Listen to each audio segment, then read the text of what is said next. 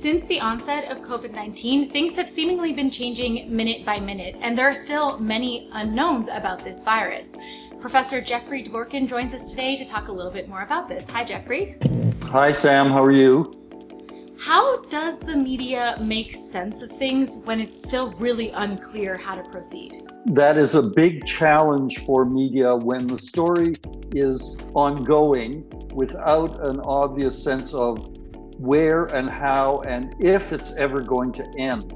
And that kind of puts journalists in a complicated position. I mean, journalists are actually pretty good at telling people what is happening, and they're also not bad at telling what has happened. They're not very good at telling people what's going to happen. But what they can do is try to report what's going on and to kind of make sense of it. The choice of what constitutes reliable journalism and important information is something that journalists are obliged to do. And that's something that the audience should expect journalists to do as well.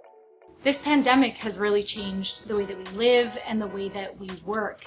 How do you think this will change things for news organizations and the way that people interact with the media and consume media in the future? News as a culture is going to change. It'll become more, as the sociologists say, atomized. It'll become more fragmented.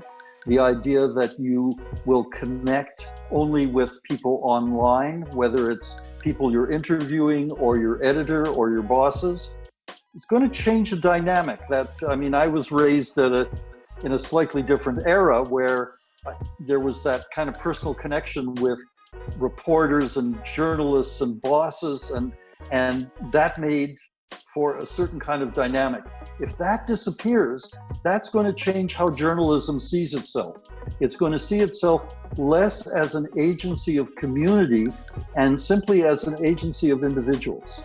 And so I think that one of the outcomes that I worry about is, can journalism still convey a sense of who we are as a culture, as a community, as a city, as a neighborhood, if we are barely out there? But I worry that this kind of enforced isolation that COVID-19 has placed on all of us is going to have a very powerful effect on how we operate as teachers, as journalists, and as citizens. In the midst of such uncertainty, though, what's the responsibility of journalists and the media when it comes to informing folks in the general public?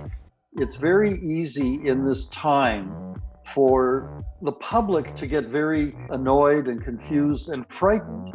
And journalism has an obligation to separate out what is important and reliable information and what is not.